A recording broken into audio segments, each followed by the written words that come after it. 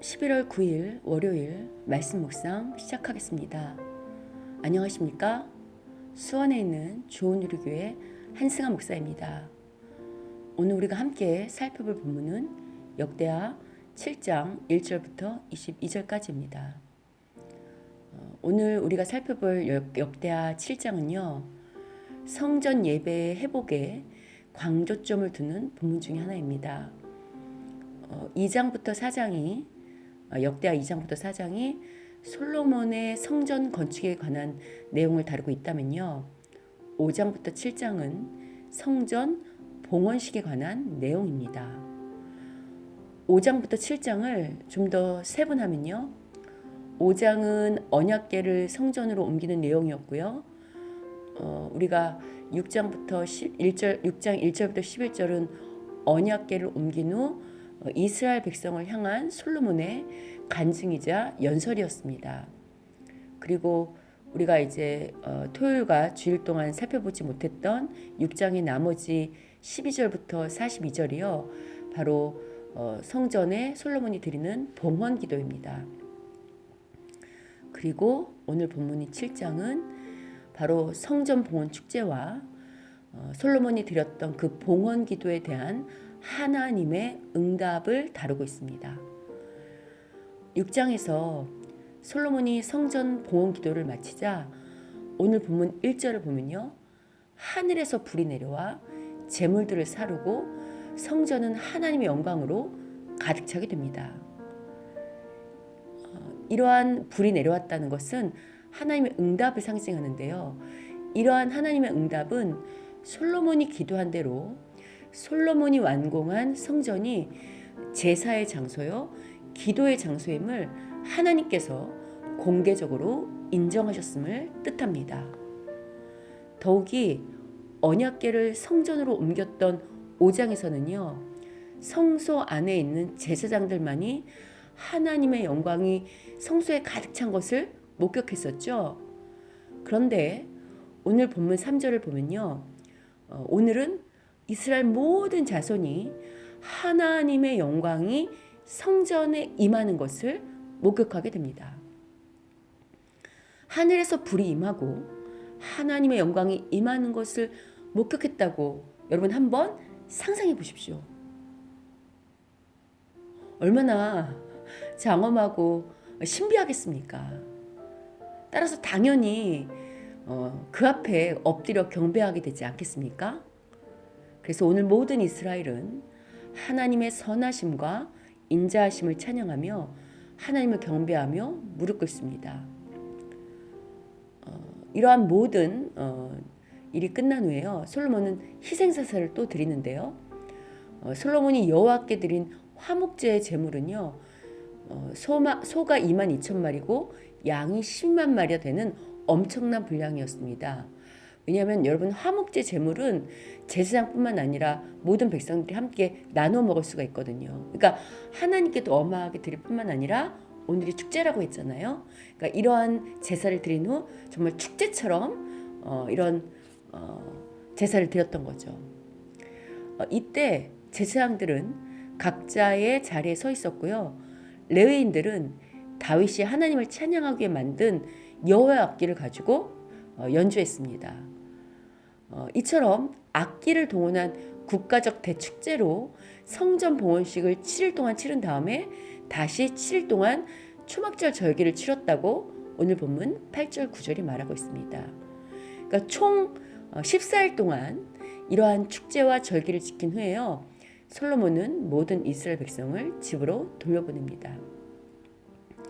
막대한 경비와 인력이 동원됐지만 하나님의 집인 성전을 완공하고 그것을 인정받은 기쁨과 비교할 수 없었음이 정말 오늘 본문에 잘 드러내죠. 그러니까 하나님이 우리 성전을 인정했다는 것에 비하면 이러한 어떤 경비, 이러한 인력은 정말 아무것도 아니라는 것이 솔로몬의 마음에 담겨 있는 것 같았습니다.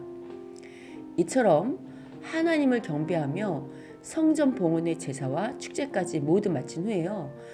다시 하나님께서 솔로몬에게 나타나십니다. 하나님은 솔로몬이 성전을 완공한 후 드렸던 6장의 기도대에 응답하시죠. 이처럼 다시 나타나는 하나님은 처음 솔로몬이 성전 짓겠다고 했을 때 내가 너에게 무엇을 줄고 하고 나타났던 그 1장의 하나님을 생각해 합니다. 12절 이하를 보시면요. 하나님께서는 이제 솔로몬이 성전에서 드렸던 그 기도에 응답하실 것을 약속하십니다. 여러분, 솔로몬이 하나님 앞에 어떤 기도를 드렸는지 6장의 내용을 꼭 한번 읽어보시기를 권면합니다. 아시죠? 이러한 설교를 들은 것도 필요하지만 반드시 여러분 스스로 성경 본문을 읽으셔야 됩니다. 하나님이 이제 그 6장에서 솔로몬이 하나님께 드렸던 기도에 응답하시는데요. 응답하시겠다고 약속을 하시는데요. 그런데 오늘 본문 보면 12절 이하를 보시면요. 무조건 응답하시는 것이 아닌 것이 그 13절 이하에 잘 나타납니다. 기근이나 전염병 같은 재해가 일어났을 때 성전에서 하나님 앞에 간구할 때 하나님은 그 땅을 고치시겠다고 약속하십니다. 그러나 무조건 고치시는 것이 아니라 조건이 있습니다. 당신의 백성이 악함에서 떠나 자신을 낮추고 겸손하게 하나님의 얼굴을 구하며 기도할 때 그 땅을 고치실 것이라고 말씀하십니다. 이러한 말씀은 코로나 같은 이 시국에 우리가 무조건 기도만 하나님 코로나를 뛰어넘게 해주시라고 무조건 기도할 것이 아니라 우리가 이 코로나 시국을 맞아 마땅히 우리가 어떤 태도를 가지고 하나님께 나아가야 될지를 생각해 하죠. 또 솔로몬의 성전을 택하고 거룩하게 하여 당신의 이름이 그 성전에 영원히 있을 것을 약속하시거든요. 그러나 이 역시 조건이 있습니다. 솔로몬과 이스라엘 백성이 하나님의 율례와 법도를 지켜야만 합니다. 그럴 때 다윗과 약속한 영원한 왕조에 대한 약속이 솔로몬과 솔로몬의 후손을 통해서 계속 이어질 것이고요. 또한 솔로몬과 영원히 또 이 성전을 함께 하실 겁니다. 만약 솔로몬과 이스라엘이요 하나님의 법도와 규례를 따르지 않으면요 또 다른 신을 경배할 때 이제 솔로몬뿐만 아니라 이스라엘 민족 전체가 자신들의 땅에서 뿌리채 뽑힐 것이라고 오늘 본문 19절 20절에서 경고하시고 계십니다. 아울러 지금은 오늘은 하나님의 영광이 가득 찬 솔로몬의 성전이었지만요. 만약 이스라엘이 그리고 솔로몬이 하나님의 법대로 행하지 않을 때요. 하나님은 이 성전을 버리실 것이라고 경고하십니다. 이것이 자신을 구해주신 출애굽의 하나님을 버릴 때 자신들을 구원해 주신 그 출애굽 하나님을 버릴 때 일어나는 재앙이라고 경고하시는 것으로 오늘 본문이 마무리가 됩니다. 오늘 본문에는요. 축복과 경고가 동시에 나타납니다. 오늘날 성전은 바로 예수를 믿는 성도인 우리들이 모인 교회 공동체라고 거듭 말씀드렸죠. 우리는 성전으로서 솔로몬 당시에는 꼭 그 성전에만 가야 기도하고 제사하고 예배할 수 있었지만요. 이제 오늘날 우리가 성전이기 때문에요. 아무 때나 어느 장소에나 우리는 하나님 아버지를 예배할 수 있고 우리의 소원을 아뢰 수 있습니다. 이것은 참으로 큰 특권입니다. 이 세상의 힘과 권력자를 하는 사람을 만나려고 해도요. 여러 인맥이 필요하지 않습니까? 아니 여러 인맥을 동원해서 그 사람을 앞에 나아가 청탁을 하기까지요. 비서실부터 시작해서 여러 관문을 통과해야만 합니다. 그런데 우리가 믿는 이 하나님은 전능하신 창조주 하나님이신데요. 이런 하나님을 언제 어디서나 아무 때나 만날 수 있을 뿐만 아니라요. 아바 아버지라 부르며 우리 심중에 있는 모든 마음을 우리의 모든 것들을 쏟아낼 수 있다는 것. 이런 특권이 어디 있겠습니까?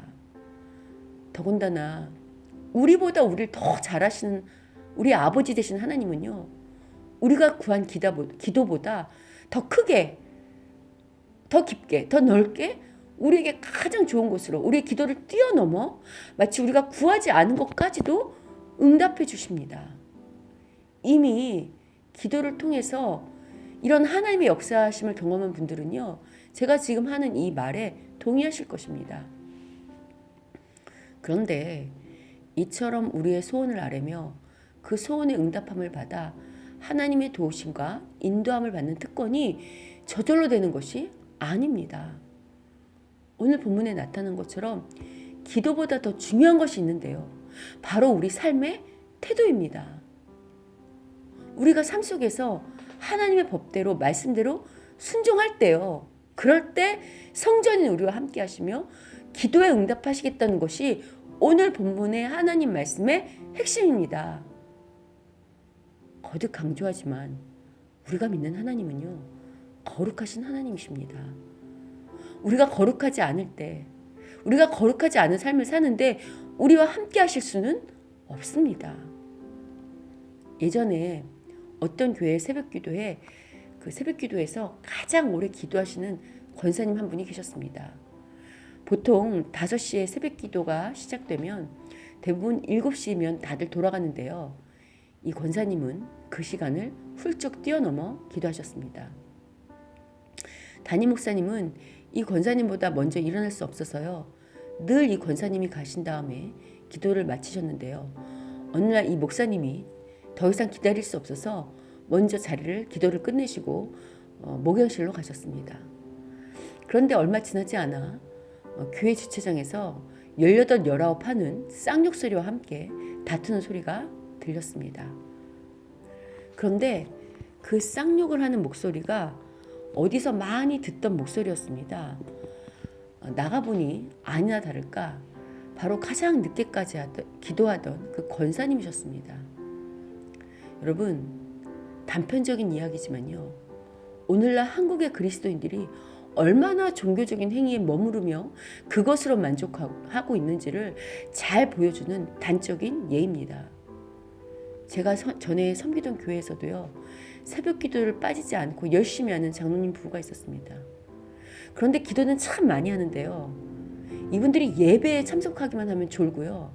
뿐만 아니라 참으로 자기들과 자기 자식들밖에 몰랐습니다. 인색하기 짝이 없었고요. 다시금 말하지만 여러분, 기독교는 종교가 아니고 삶입니다. 어제 주일 설교에 예를 들었던 오뚜기 기업과 같은 세상 기업도요. 어떤 것이 기업 윤리인지, 어떻게 기업을 경영하는 것이 자기들의 직원을 위하는 건지, 어떤 것이 바른 경영이고 기업이 어떤 선행을 해야 하는지 알고 그렇게 일하고 있었습니다. 그렇다고 우리가 나누었죠. 그런데 여러분, 저는 오래 목회를 하면서요. 종종 믿는 사람들이 믿지 아니하는 세상 사람들보다 더 무섭고 독하다고 느낄 때가 꽤 많았습니다. 우리의 삶이 여전히 이기적이고 희생도 없고 인색하기 짝이 없으며 감사도 없고 무례하며 윤리와 도덕도 없다면요. 죄송하지만 그런 자의 예배와 기도는 받지 않겠다고, 그런 자는 성전으로 인정하지 않으시겠다고 오늘 하나님께서 못을 박으시는 것입니다. 여러분, 기도는 많이 해야 됩니다. 하나님과의 교제는 기도로 가능하기 때문이죠. 그래서 하나님과의 깊은 교제를 위해서 말씀과 기도는 필수적입니다. 그러나 기도보다 더 중요한 것이요. 바로 하나님 말씀에 대한 순종하는 그런 하나님 믿는 자다운 삶의 태도입니다. 아울러 오늘 솔로몬이 자신에게 부귀영화를 주셔서 성전을 완공케 한 다음 하나님께 아낌없는 제물을 드리는 역시 우리가 가슴에 새겨야 합니다. 우리가 하나님 앞에 드려야 하는 물질도요. 우리가 마땅히 순종해야 될 아주 중요한 태도입니다. 왜냐하면 물질은 우리가 하나님을 어떻게 섬기는지를 잘 보여주는 지표이기 때문입니다. 하나님께 드리는 물질의 태도는요. 신앙과 정비례합니다. 우리의 신앙이 좋을 때 절대 하나님께 드려야 되는 11조라든가 감사라든가 구제와 같은 물질을 떼어먹을 수가 없죠. 여러분, 기도 응답받기를 원하십니까? 그럼 삶의 예배뿐만 아니라요, 하나님께 마땅히 드려야 할 예물을 떼먹지 마십시오. 이웃을 위한 구제의 예물 역시 떼먹지 마십시오. 거듭 말하지만 우리 물질에는요, 하나님 목도 있고 가난한 자의 목도 있습니다. 물론 우리가 누리는 모든 것을 주시는 분은 하나님입니다. 그래서 그것을 고백하는 최소한의 고백이 바로 11조입니다. 구약에 11조가 없었다고도 많이 말씀들 하시는데요. 여러분, 11조가 없어진 게 아니고요. 11조라는 형식은 없어질지 모르지만 11조가 담고 있는 11조 정신은 신약에 살아 있습니다. 이러한 얘기는 제가 나중에 헌금이 나올 때 어떻게 된 건지 설명해 드리겠습니다. 부디 입술로만 기도하는 자들이 아니라요, 정말 삶의 태도로, 행함으로 그 기도가 어떤 건지 보여줘야 되고요. 또 오늘 본문의 솔로몬처럼 물질이나 돈을 더 사랑하는 것이 아니라 하나님께 기꺼이 돌려드려야 할 그런 물질과 이웃을 향한 물질까지, 그러한 순종까지 제대로 드리는 모두가 될 때요, 그리고 삶의 윤리적 도덕적 삶의 태도가 제대로 하나님 보시기에 합당할 때 하나님께서 더 큰 복으로, 그리고 우리 모든 기도에 응답하시며 오늘 솔로몬에게 응답하셨던 것처럼 더 큰 복으로 우리에게 채우실 것입니다. 이 복을 받는 모두가 되시기를 주님의 이름으로 축원합니다.